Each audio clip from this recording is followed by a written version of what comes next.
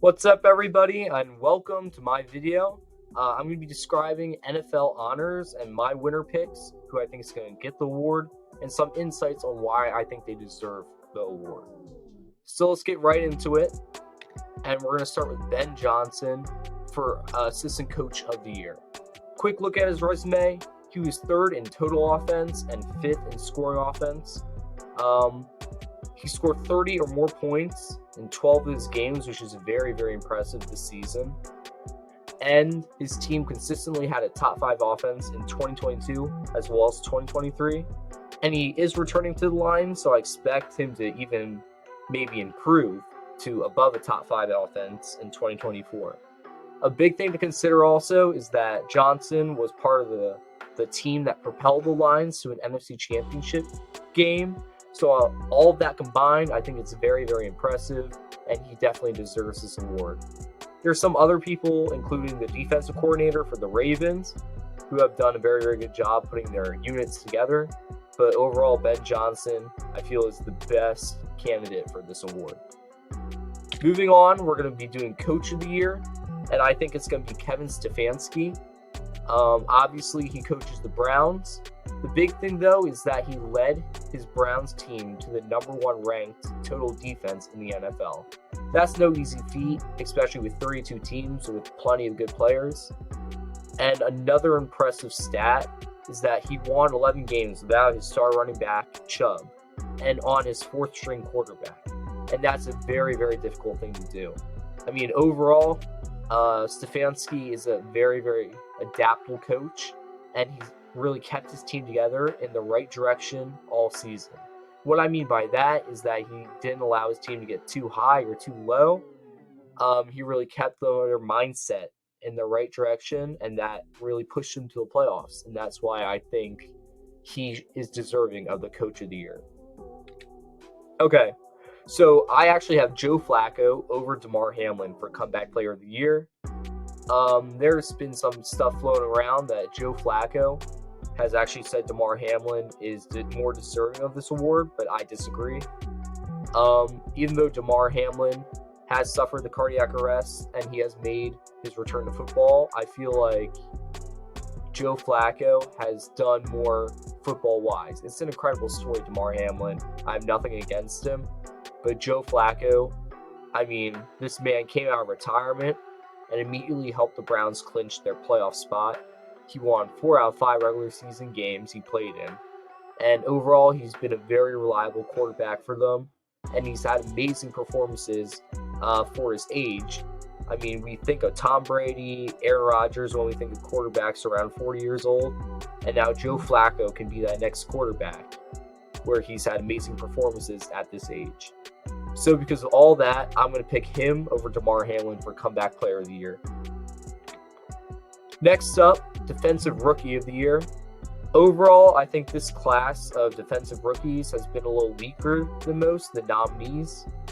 But as an Eagles fan, I had to go Jalen Carter here. He's had 6 sacks and 2 forced fumbles. I think that is the most out of all rookies. For the forced fumbles, I know some rookies have more sacks. He is a promising player on this Eagles D-line. And even though he slowed down at the end of the year, my big question for him is, can he go and make more of an impact next year as an Eagle? If he can, I can see him being that conversation for Defensive Player of the Year if he really improves. And because of that, I think he's going to get this award. I feel like he's been the closest to the best overall defensive rookie that we have this year. And yeah, he's going to get this award. There's plenty of other good rookies. I would consider Devin Witherspoon and Will Anderson Jr. for this award. But as an Eagles fan, I got to go Jalen Carter. Okay, so for Offensive Rookie of the Year, this one was probably the easiest to predict. I think we all had this as a lock, and it's C.J. Stroud. So he led the Texans to an AFC divisional round game as a rookie, and that's very, very impressive. But in my opinion, something more impressive is that he had the highest touchdown to interception ratio in the NFL out of all quarterbacks. And these are people like Lamar Jackson, Patrick Mahomes, just really household names. And CJ Stroud over this year has made himself a household name. He's not only set rookie records, he's also led a dominant playoff victory, right, over the Browns. In my opinion, was a top 10 quarterback this year. By all means, he deserves this award. And I even put it in the conversation for MVP already. So I'm very excited to see where he goes. But for right now, I definitely think he's going to win this award. Okay, so next up, we have TJ Watt as the Defensive Player of the Year. This is my prediction.